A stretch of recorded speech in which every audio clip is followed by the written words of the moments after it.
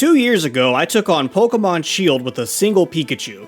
Now it's time to try again in Pokemon Brilliant Diamond. The Pokemon mascot may be cute, but it's going to take more than that to become the champion of the Sinnoh region. Pikachu is fast, but comes up a little short when looking at its other stats. Does Pikachu really have what it takes? My name is Trendge, and we're about to find out. We're going to be tackling this Pokemon challenge with a few rules in mind. No items can be used in battle, but held items are okay. The only Pokemon we are allowed to use in battle is one Pikachu.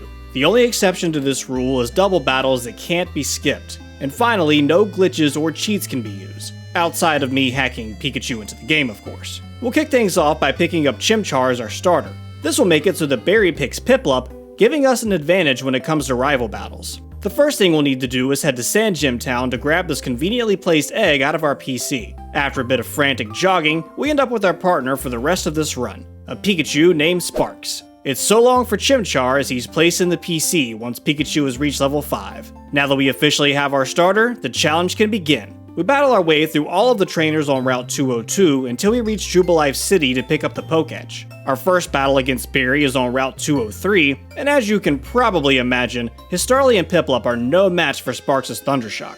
With our first victory down, we push through Orberg Gate to find our first gym challenge in Orberg City. We beef up Sparks' level to 14 and teach him Rock Smash since Thundershock isn't going to work here. Roar kicks off our first gym leader battle with Geodude. We use a couple double teams in an attempt to dodge Rollout, a move that will make quick work of Sparks. A handful of Rock Smashes is enough to drop Geodude, and Roark sends out Onix. We take a couple rock throws, but we're still able to bring him down. Roark's last Pokemon, Cranidos, takes a good chunk of damage from Rock Smash, but he annihilates us with Bulldoze. So close. We come back again at level 15, and this time we're able to get through Roark's whole team and claim our first gym badge. With our shiny new badge in hand, we make our way back to Jubilife where we have our first encounter with Team Galactic. Dawn and her Turtwig join us for an easy battle before we head north through Route 204, easily taking out the trainers along the way. We pass through Floroma Town and battle the Team Galactic Grunt outside of the Valley Windworks. This poses no challenge for Sparks, so we proceed to battle 2 more Grunts at Floroma Meadow to grab the key needed to enter Valley Windworks. Inside, we have a battle with Team Galactic's Mars. Her Zubat drops from a single Electro Ball, and Purugly falls after a barrage of Rock Smashes. No issues there. We head towards Eterna Forest and team up with Cheryl, but nothing very interesting happens outside of that. We part ways at the end of the forest and head straight for the second gym battle against Gardenia and Eterna City. She kicks things off with Cherubi and lands a Dazzling Gleam while we boost our evasiveness with Double Team. Cherubi lands a second Dazzling Gleam, but we're able to take it out with a few Rock Smashes. Gardenia's Turtwig takes most of our health with Razor Leaf, even after Sparks uses his Oranberry. We're just able to bring it down with Rock Smash, and Gardenia sends in Roserade. She only needs to use Petal Blizzard once to cost us the match. We come back 2 levels higher at 24 and try again. We switch to using Spark because it does more damage than Rock Smash, despite grass types resisting electric moves. We take out most of Cherubi's health before Gardenia uses a Super Potion. We're still able to take it out without taking any additional damage. Turtwig wastes 2 turns using Work Up and misses 2 Razor Leafs before falling. Roserade is sent out, so we use Tail Whip to lower her defense stat. It lands a powerful Petal Blizzard on us, and we both heal using our held berries. She misses 2 more Petal Blizzards, and finally goes down from Spark. We pick up the second badge, and the TM for Grass Knot. Commander Jupiter is waiting for us just north of the gym. Like Mars, she starts with a Zubat who goes down right away. Her Skuntank is able to land a couple Snarls, but gets taken out after a handful of Sparks. Now we can pick up a bike and make our way across Route 206 and 207 and bump into Cyrus at Mount Coronet. Thankfully, we don't have to battle him just yet. We have a few trainer battles to clear out on Route 208, but quickly find ourselves in Hearthome City. We meet our old pal Barry and have a friendly battle. He sends out a Starly, and that goes about how you think it would. His Prinplup actually takes a good chunk of our HP with Bubble Beam, but goes down after 2 Sparks. His Roselia lands a Leech Seed before being taken out with Slam. Ponyta is his last Pokemon, and it also falls to Spark. I'm starting to realize naming Pikachu after one of the most used moves was a bad idea. Route 209 brings a lot of trainer battles our way, causing Sparks to begin getting over-leveled. We reach the Lost Tower and make our way to the top to gain the ability to use Strength once we have the appropriate badge. We heal up in Solaceon Town and then proceed through routes 210 and 215 to reach Veilstone City. The third gym leader, Maylene, can be found in the Veilstone City gym. She kicks off the battle with her Metatite and uses Light Screen while we go for Double Team. Sparks now knows Discharge and takes half of Metatite's HP with one attack, leaving it paralyzed as well. A second Discharge takes it out, and Maylene sends out Machoke. Machoke misses a Bulldoze and Rock Throw thanks to Double Team, and faints from 2 discharges. Lucario is up next and becomes paralyzed from Discharge. He lands a Drain Punch, dealing massive damage, also restoring most of his HP. Sparks is able to recover a little health from his Oran Berry and lands another Discharge. Lucario is unable to attack thanks to his paralysis, and one more Discharge gets us the win. With the Cobble Badge in our possession, we head out to help Dawn deal with Team Galactic. After a quick and easy battle, Dawn gets her Pokedex back, and we make our way through routes 214 and 213. In Pastoria City, we find our next gym challenge waiting for us. Crasher Wake specializes in water types, so this is going to be an absolute breeze. Oh god! Alright, let's find another way. Remember that TM Gardenia gave us? Grass Knot? Yeah, well apparently Pikachu can learn that. We tried the battle again and destroyed Gyarados with a Thunderbolt, but Quagsire was the real problem. Despite not having Stab for Grass Knot, it only takes one to bring it down. Floatzel also drops to a Thunderbolt, and the Finn badge is ours. Before leaving Pastoria City, we pick up Defog from the Great Marsh, but that's really all we need here. Barry stops us for another battle, so we hit him with the old Razzle Dazzle and take out Starly and Prinplup each with a single Thunderbolt. His Roselia uses Leech Seed on us, but goes down after 2 slams. Last up is his Ponyta, who also falls to a single Thunderbolt. Now we have to chase this annoying Galactic Grunt across Route 213 and beat him in a battle. After doing so, we find Cynthia, who gives us medicine to use on the Psyducks blocking the path on Route 215. She shows up after the hard work is done, and asks us to visit her grandma for her as well. We make quick work of the Galactic Grunt in Celestic Town, and pick up the ability to use Surf from Cynthia's grandma. Now we're able to go back to Hearthome City to see if we're able to grab the next gym badge. Fantina kicks things off with her Drifblim, who falls from a single Thunderbolt. She sends out Gengar next and goes right for Confuse Ray. Sparks damages himself and then takes a massive amount of damage from Sludge Bomb. Things aren't looking good. We're able to shake the confusion, but another Sludge Bomb costs us the battle. On our second attempt, we go back to our double team strategy and only get hit by Drifblim's Hex one time before taking it out with Thunderbolt. Gengar isn't able to land a hit on Sparks now, and we're able to take it out with 2 Thunderbolts. Fantina's last Pokemon, Mismagius, gets paralyzed by her first Thunderbolt and nearly goes down from the second one, but it doesn't do quite enough damage and Fantina uses a Hyper Potion.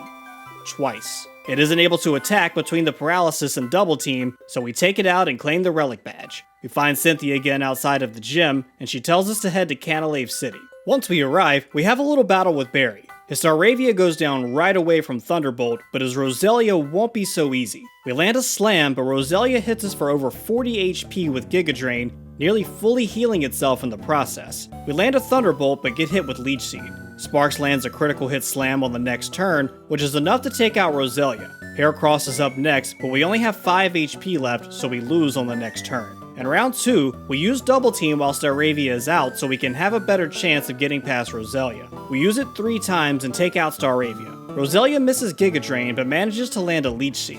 We take it down after a few turns. 3 Thunderbolts is all that's needed to take out Heracross, but Leech Seed continues to chip away at our health. Barry's next Pokemon, Ponyta, falls after 2 Thunderbolts, and thankfully his last Pokemon is Prinplup, which only needs 1 Thunderbolt to go down. With that out of the way, we can proceed to the next gym challenge against the Steel-type leader Byron. He starts off with Bronzor, and we of course get to work with Double Team to prepare for a stronger Pokemon. Bronzor uses Trick Room and Sandstorm, and then lands a Confuse Ray. We're off to a bad start. We take confusion damage and damage from Sandstorm, and land only 1 Thunderbolt. Byron recalls Bronzor and sends out Steelix, who takes us out with Earthquake. We lose to Byron once more, but things turn around for us on our 3rd attempt. We squeeze in several double teams while Bronzor continues to miss Confuse Ray. He then goes for Sandstorm and Trick Room again. We're able to push past Bronzor, but the real challenger is Steelix. Trick Room lets Steelix go first, but he misses his Earthquake. We land a Grass Knot, and luckily Trick Room wears off. This allows us to attack next, taking Steelix out. Sparks levels up to 44, which allows us to teach it Thunder in place of Thunderbolt. Bastiodon is sent out and gets hit with Thunder. He misses his attack, and Thunder inflicts paralysis. He heals with his berry, but misses another attack. We land another Thunder, but it just isn't enough to claim the win. Bastiodon lands a Stone Edge, and Sparks heals with a Citrus Berry. Byron uses a full restore, and we land a Grass Knot and a Thunder. One more Thunder is all it takes to secure the Mind Badge. We meet up with Scooby and the gang at the library like a bunch of nerds, and then make our way to Lake Valor. While we're here, we have a quick battle with Commander Saturn from Team Galactic. He didn't stand a chance. Next stop is Lake Verity, where we save Dawn from Commander Mars. But before we can help out Barry at Lake Acuity, we have to cross snowy routes 216 and 217 to make our way to Snowpoint City. This is where we'll find the 7th gym leader, Candace.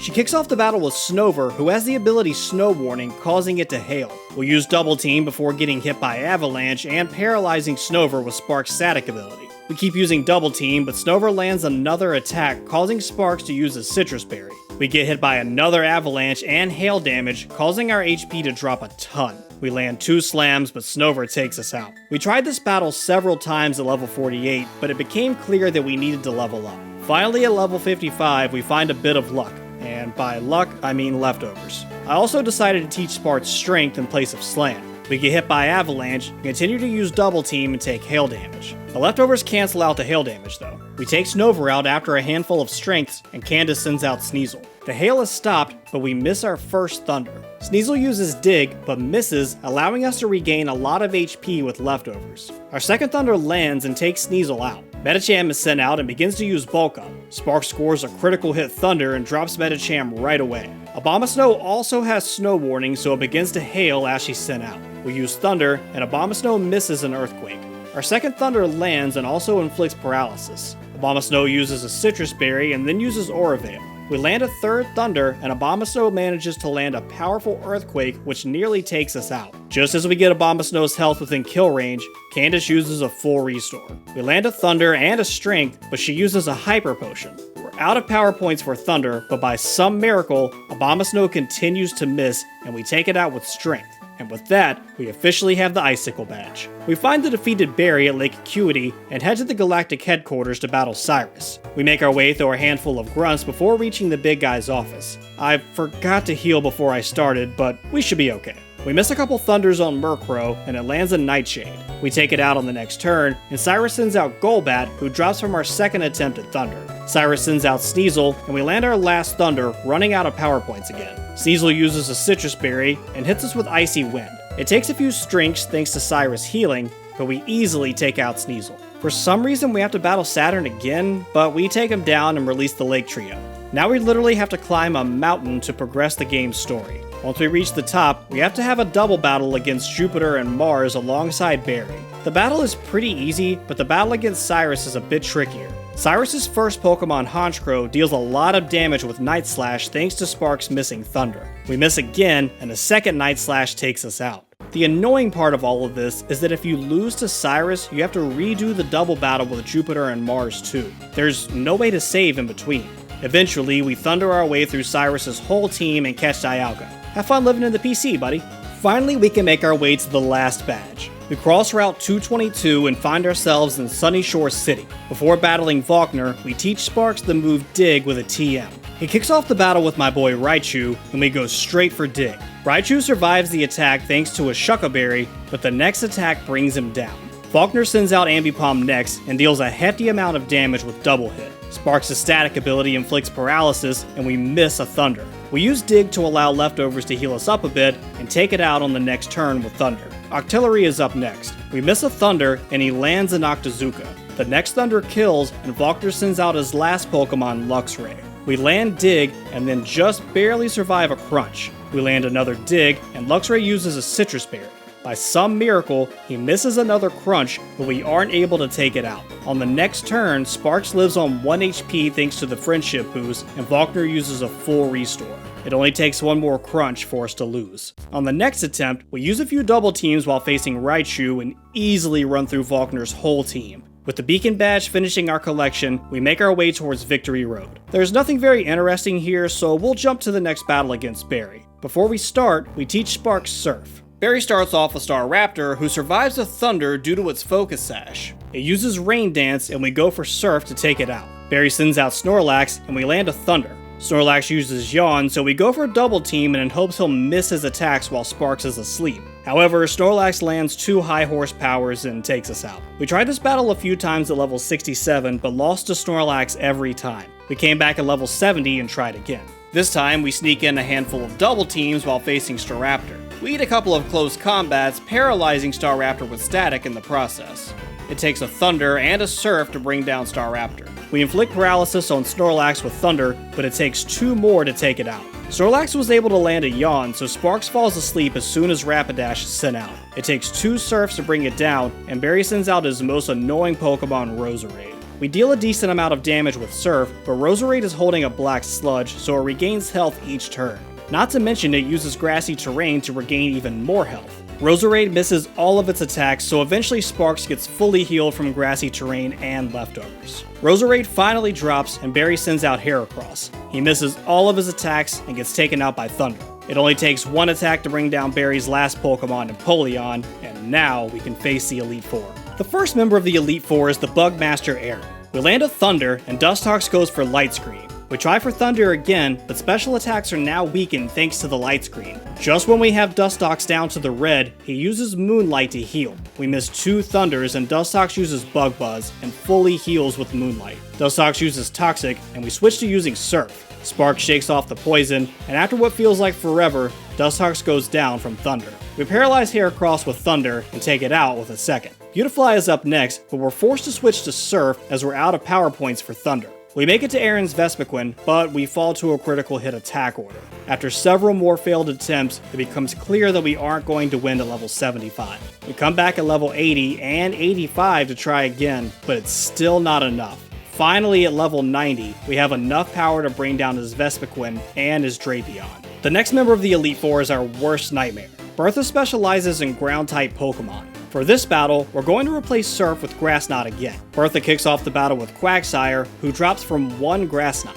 Golem is up next. It takes 3 Grass Knots to take it out because it has the ability Sturdy, and Bertha keeps using full restores. It takes 2 attacks to bring down Sudowoodo, and 2 for Wish Cash as well. Bertha's last Pokemon, Hippowdon, falls after just 1 Grass Knot. That actually wasn't too bad. The third member of the Elite Four is Flint, the Fire-type specialist. We switch out Grass Knot for Surf again, and take out his Rapidash in 1 attack. His Lopunny knows the move High Jump Kick, so we use Dig in hopes that she'll miss and damage herself. She lands 1 but misses her second, dealing a lot of damage to herself. We both heal with leftovers, but we take Lopunny down on the next turn. Steelix is up next and gets defeated by a single Surf. The same thing for Driplim with Thunder. Flint's last Pokemon, Infernape, lives a Surf thanks to its Focus Sash and hits Sparks with close combat. Flint uses a full restore, but with no more Focus Sash, Infernape falls to Surf. The final member of the Elite Four is the Psychic-type user Lucian. We hit his Mr. Mime with Thunder, taking a little more than half its HP. It uses Light Screen next and we go for Surf. We take it down to the red and it uses Psychic. Lucian uses a full restore, so we use Double Team. Mr. Mime gets our health pretty low, but after 4 double teams, it begins to miss its attacks. After a few more turns, we take it out with Dig. Lucian's Medicham also knows High Jump Kick, so we use Dig, causing him to miss and inflict damage on himself. He misses again thanks to all the double teams and takes himself out. Alakazam is up next, and we take half of his HP with Thunder. It uses Shockwave in return, but it barely does any damage. He goes down from the next attack. Lucian sends in Girafarig, and we deal a ton of damage on our first turn. It uses Trick Room, and then Lucian uses a full restore. It takes 3 turns to bring it down thanks to Light Screen. Lucian's last Pokemon, Bronzong, misses an Earthquake and gets hit by Thunder. It heals with a Citrus Berry after we land another attack. He lands his 3rd attempt at Earthquake, but falls from another Thunder and Surf. And with that, the Elite Four is defeated. We just have 1 battle to go. Cynthia starts off the battle with her Spiritomb. Sparks is currently level 91, so we have a level advantage over her entire team. Let's see how this goes. We'll need as many double teams as possible to pull this off. We're able to use it twice before getting hit by Dark Pulse, which does a hefty amount of damage. After just 2 more double teams, Spiritomb lands a Shadow Ball. Sparks maxes out his evasiveness at 6 double teams, so we still have 2 to go. Leftovers helps us out a little, but Spiritomb takes us out on the next turn. We're able to make it to Roserade on our next attempt, but this turns out to be our wall. We tried this battle every 2 levels until we finally reached level 100, still not able to win. It became clear after loss that something needed to change. We had to bring out our secret weapon, the Light Ball. The Light Ball increases the attack and special attack of any Pikachu holding it. The trade-off is now we don't have leftovers to heal us a little each turn. We try again and squeeze in 2 double teams before getting hit by Shadow Ball. It still does a lot of damage though, so we can't afford to take too many hits. Unfortunately for us, Spiritomb lands a Dark Pulse on its next turn. We only have 80 HP to last the rest of the battle. Instead of maxing out our evasiveness this time, we settle on 3 double teams and take out Spiritomb with a single Thunder. Cynthia sends out her Gastrodon next, who falls to 1 Grass Knot. Her Roserade is trickier as it has the ability Poison Point, so there's a chance any physical move we use will cause us to get poisoned. We go for Dig and take Roserade out in 1 hit. Thankfully, no poison. Milotic is up next, and you probably already guessed that we take it down with Thunder. Her Lucario falls to a single Dig, and Cynthia sends out her infamous Garchomp. Grass Knot is our best option, but Garchomp has the ability Rough Skin, so we take damage every time we land a physical attack. Thankfully, it doesn't do enough damage to make her drop a full restore, and Garchomp gets eliminated with a second Grass Knot. Sparks is hanging on by a thread, but he has single-handedly become the new champion of the Sinnoh region. Thanks for checking out my video. Be sure to subscribe if you like videos like this, and drop a like and comment down below. It's good for the algorithm, you know? I also stream on Twitch, so come say hi sometime. My name is Trendge, and I'll see you on the next adventure.